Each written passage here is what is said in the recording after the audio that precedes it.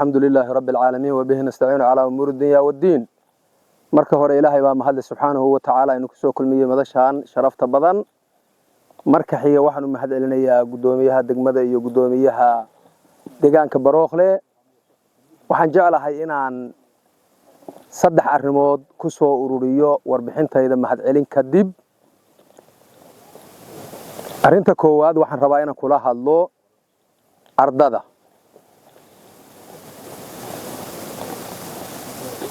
go'aansaday inay bartaan kulliyada beeraha. anigu horta haddaan keenis baro magacayga wax la yiraahdo Faarax Yuusuf Axmed waxaan ka tirsanahay guddiga horumarinta degmada Carmo. waxaan juhdi iyo dadaal iyo waqti iyo dhaqaale intaba gelinay sidii deegaanka degmada Carmo ay u heli lahayd jaamacad.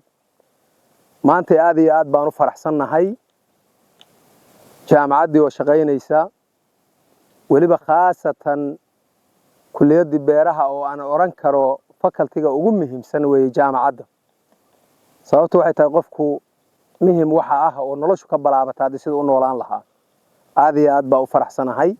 waxaan oran karaa himiladii iyo qorshihii iyo meeshaan u soconay qayb ka mid aan gaarnay.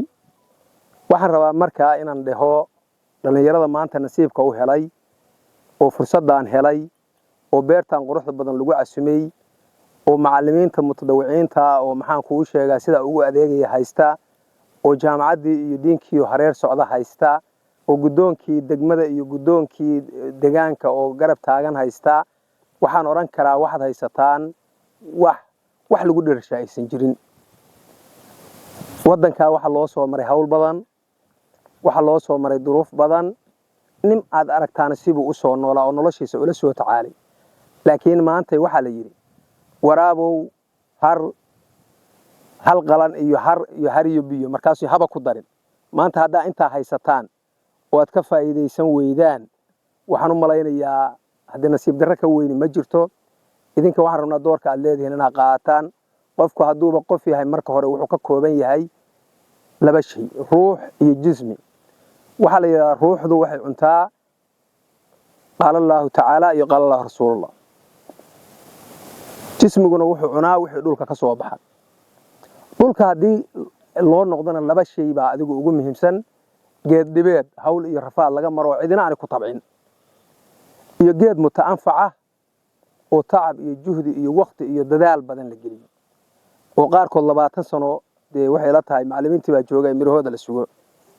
waxaan rabnaa marka geelin waa sidee baa waa sida geelin tacabkeena in la gaaro, dadaalkeena inaan laba laabtaan. dalkaas aan joogno oo la yiraahdo Soomaaliya dadkii wax ka bedeli lahaa inaan noqotaan. state-kan aan joogno oo Puntland dadkii wax ka bedeli lahaa noqotaan. nin waliba deegaanka uu ka yimi oo waxbarashada uu ga yimi kulliyada inuu wax macno leh kula laabto.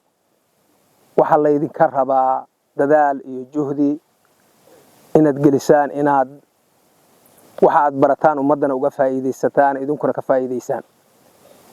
taas inta waxaan kaga gudbayaa dhalinyarada u soo diyaar garowday inay wax bartaan. qodobka labaad waxa oranayaa deegaanka. dadka deegaanka oo gudoomiye ugu horeeyo waxaan leenahay cimrigeena Allah raajiyo wax badan baa qabateen laakiin hawlka madaal wali waa hogadi. waxa la rabaa deegaanka in la ilaaliyo, waxa la rabaa dadka in la ilaaliyo, waxa la rabaa dhaqankiisu banaa in la ilaaliyo, waxa la rabaa dadka wax bartay in hadda garab iyo gaashaan loo noqdo, waxa la rabaa isku duubni iyo midnimo inaan wax ku wadno. idinkana intaasaan idin leeyahay. gudoonka degmada iyo xildhibaanada inta ka joogtana waxaan leenahay hadee meel madax ka sareyso la taabtaa ma jirto. jaamacadda Carmo laga furay waa uga mahad celinaynaa sitikood.